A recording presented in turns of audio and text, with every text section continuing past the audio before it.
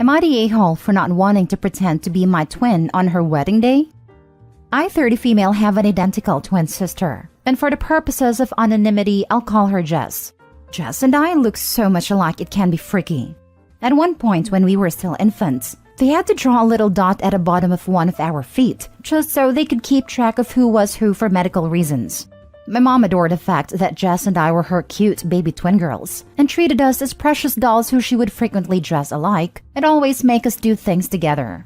At first I didn't mind it at all, because, well, it was normal, and I do genuinely love my sister. But when we started getting older and I developed my own interests, I would get so frustrated or upset when either couldn't do something because Jess didn't want to, or the only way that I could do it was if Jess could come with me and vice versa. It sucked, because despite our appearances, Jess was the more extroverted twin, who liked to go to parties and do sports while I was introverted and artistic. I was always made to do what Jess wanted to do, because me not wanting to be so social was seen as bad, and the only way that Jess would agree to do/endure my hobbies was if I did her homework or chores. When my parents were divorcing, I was over the moon when my dad agreed to let me live with him in another state, and Jess didn't want to move away from all her friends. My mom cried when I had to tell her I didn't want to live with her, and Jess accused me of hating them. This really wrecked me emotionally, and I almost caved, but my dad got me into therapy, who helped me gather the courage to just leave. I never really did shake off the guilt until around senior year of high school, but I never once regretted my choice because of how liberating I felt by getting to just be me. I was slowly able to repair my relationship with my mom and Jess, but Jess and I were never as close as we used to be, and I was honestly fine with that. Fast forward to adulthood, and Jess is engaged to her boyfriend Steve, 36 male, and their wedding is set for the spring. Unfortunately, Jess was recently in a bad accident, and her face is going to need to get cosmetic surgery. She has been crying on and off for days over this, because there's no way she'll be healed up in time for the wedding. My mom, Steve, and I have been trying to console her, but it's not enough. Then earlier this week, my mom approached me with the idea of dressing up as Jess and pretending to be her for the ceremony and reception, so the pictures will look nice. I was floored and gave a hesitant no, because while I do know that this would mean a lot to my sister, I just feel really uncomfortable about it. My mom was upset with me and said that it wasn't a big deal, it was just for the pictures, and asked me if I really wanted to make it so that Jess would have to be reminded of her trauma whenever she had to look at her wedding photos, or just not have any photos at all. Am I the a-hole? Edited to add. Okay, because I've already seen this in 2 other comments, I just wanted to be clear about some things. 1. We live in America, and as far as I know, since Jess's surgery is purely for cosmetic purposes, health insurance may not cover it, if any at all. 2. My mom was the only one who actually approached me about this, so I don't know for sure if Jess and Steve know about this idea, and I'm honestly a little hesitant of actually talking to them about this, in case they're on board and start to pressure me into agreeing. Sorry for not clarifying. What my mom is proposing that I do is that I wear Jess's wedding dress and she wears whatever I was going to wear, and then I just stand in for her when it's time to walk down the aisle, do the entrance at the reception, first dance, bouquet toss, and photo time. I wouldn't actually be doing the vows. Now for the comments. Not the a-hole, but this is a lot to unpack. I think you need to stick to your boundaries. Photoshop can likely touch up any bruising or stitches, etc. for the photos. Honestly, since Jess and Steve are paying for the wedding and saving up for cosmetic surgery costs, I think they may not have the money to pay for professional Photoshop. They can always get them photoshopped later. First off, not the a-hole. Your mother's being ridiculous. Second, why are they not just postponing the wedding? Surely a life-changing accident is a reason to put things on hold. Apparently, their dream venue wouldn't be available again until around 2025. Not to sound rude, but I'd imagine having a corrected face should be more important than a dream location. You'd be surprised. Getting that dream venue while you can is extremely important to a lot of brides. Not bride wars level of important, probably. What the heck did I just read? Not the a-hole, and if looking like her old self is that important to her, then the wedding needs to be postponed. Not doing this bad movie plot of an idea. It is a big deal, because I'm pretty sure this level of fraud would actually invalidate the marriage. Not to mention people will know it's you, and those that don't sure as heck are gonna wonder where you are. Point all this out to your mother. Keep saying no, and if she keeps pushing, stop communicating with her. Next story. Am I the a-hole for refusing to switch rooms because sister-in-law is pregnant? I, 33 male, live with my wife, 31 female, and my 8-year-old son, Mel. Mel has cerebral palsy and is bound to a wheelchair. Our home is convenient for us because it has 2 stories, but it was left to my wife from her father and we don't have the money to move, so my wife and I and Mel have the downstairs bedrooms due to Mel's cerebral palsy. This past week, my brother and sister-in-law came to stay with us while visiting. Sister-in-law is 7 months pregnant. I had previously discussed that all the guest bedrooms were upstairs, but when sister-in-law asked us where the rooms are, she was shocked and asked if I expected her to walk up all those stairs. I said jokingly, I'd hope so, because that's where your rooms are. My brother got upset and said he thought I had changed the room plan to downstairs because of sister-in-law's condition. I told them no, there was no extra bedrooms downstairs. Then they suggested I swap rooms with them just for a few days. My wife instantly refused. Mal has hearing loss due to his cerebral palsy and takes his hearing aids out at night and can only hear some noises. And we just didn't feel safe. What if someone broke in, God forbid? What if he fell out of bed? So we told them no, we weren't comfortable with that. Sister-in-law got upset and said why would we let them stay there, and that pregnant people really aren't supposed to go upstairs, and that I was overreacting, and that they would still hear if anything happened to Mel. I refused again, and they called us inconsiderate a-holes and just went to stay with my mom. Maybe I'm a worried body, but this is our system, and I did warn my brother beforehand. Since when are pregnant women not to go upstairs? WTF, not the a-hole. I felt the same. My wife lived in our home with her pregnancy with our son and still went upstairs to use the bathroom every time when our downstairs bathroom was being worked on. Please, for the love of all that is good with this world, send both your brother and sister-in-law this. This is legit the dumbest thing I have heard people claim in a while. Not the a-hole. Apparently, generations have died that I don't know about because of mothers going upstairs. Lol. Also a big cause for many marriages ending. Husband decides to take the stairs and has to leave their pregnant wife behind, never to see each other again. Not the a-hole. What is your brother thinking? I was 9 months pregnant with a 9+ pound baby and still went up and down the stairs multiple times a day as we had no bedrooms downstairs. Your son and his safety take precedence. How can he not see this? Please feel free to give him the information for the nearest hotels. Perhaps they'd be more comfortable there. Your brother sounds like a jerk. This cannot possibly be the first time he's pulled something like this. Let me guess. He's younger and was always spoiled/treated like the baby? Haha, he actually is the youngest by 9 years out of 4 kids. So he definitely did get the baby treatment growing up. Next story. Am I the a-hole for not wanting to take either of my parents' last names? I'm turning 18 in a few months, and my parents sat me down to tell me that I should start looking into changing my last name after my birthday. I have a weird situation where my last name doesn't belong to either of my parents.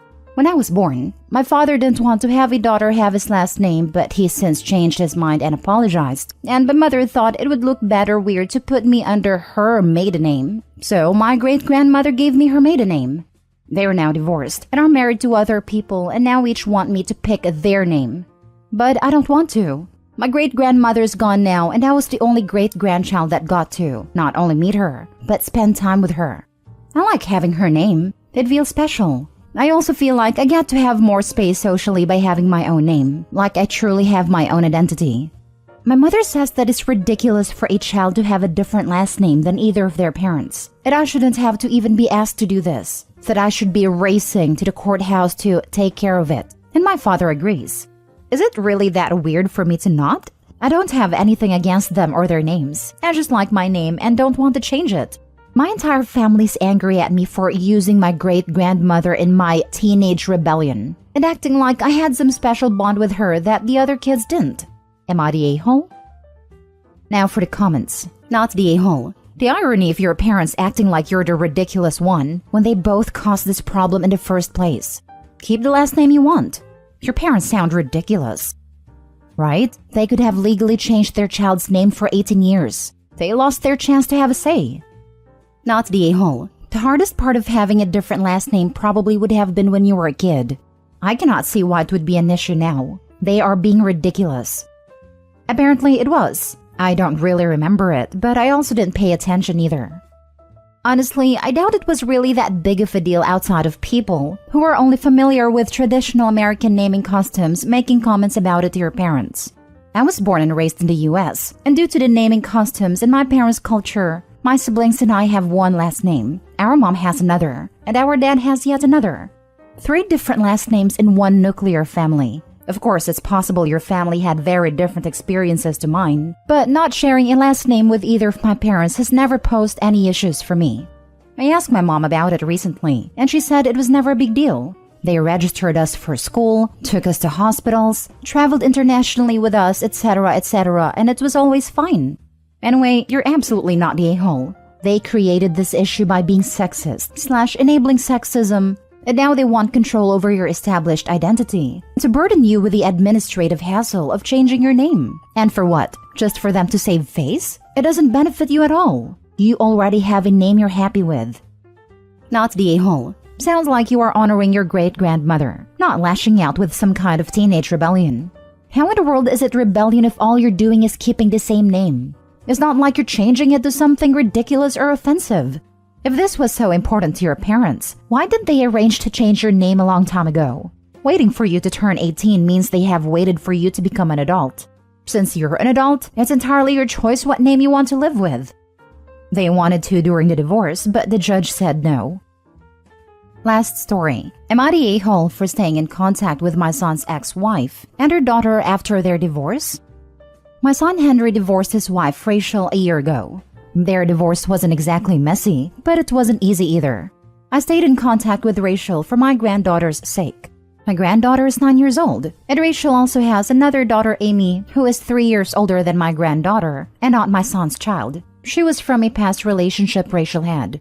Now, the thing is, Amy grew up calling me grandma for pretty much her whole life. I treated her exactly the same as I did my biological granddaughter. I would always take candy for both of them, give them both a little bit of pocket money. I hugged and loved and still love Amy as much as I do my granddaughter. As far as I'm aware, she's my second granddaughter.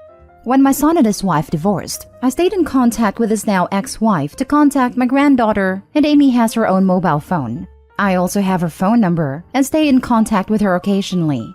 She still calls me grandma as well. I didn't think this would be a problem. However, last week when it was Amy's birthday, I gave Rachel some money to buy her a present from me.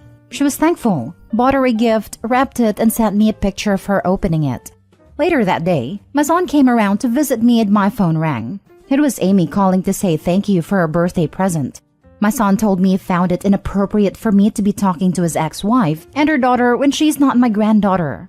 He said I have absolutely no reason to be in contact with either of them, as I see my biological granddaughter regularly, and that she's the only one who is family. So his ex-wife and Amy, who are no longer family, have no reason for me to be in contact with them.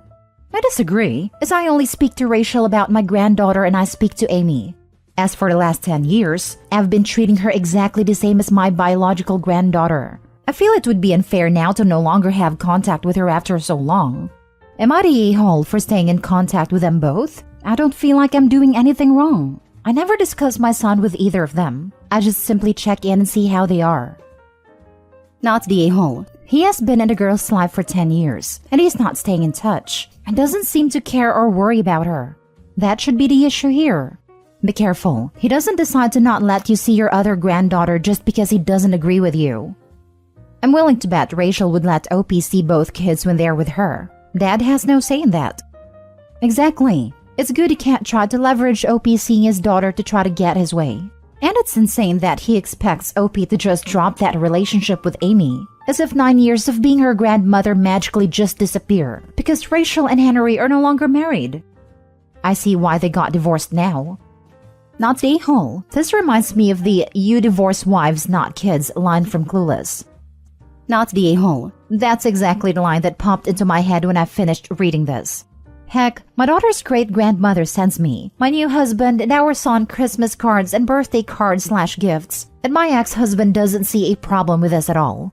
Blended families are difficult to navigate, but OP, you're doing it right. Amy's your granddaughter, just as much as a 9-year-old is. What's devastating is that, if Amy was in your life for that long, then she considered your son a dad too. And it sounds like he's abandoning an important relationship. He needs to do better. My fiance's ex-stepdad still stick around. It helps my fiance and his siblings out with stuff. They aren't biologically his, but he divorced their mom, not them. Especially the youngest whom he raised from birth. Not the a-hole. You are doing grandparenting right. A relationship breakdown between parents doesn't need to splinter the entire family. With a 9-year-old granddaughter, I'm guessing that you have been a grandmother to Amy for 10 years. That's a whole lot of time to form a bond that goes beyond a casual relationship. Your son is being selfish, thinking that his anger towards his ex is more important than your love for the children. He cannot tell you to change your priorities. I understand that your son is hurting, but you are only demonstrating love for the kids.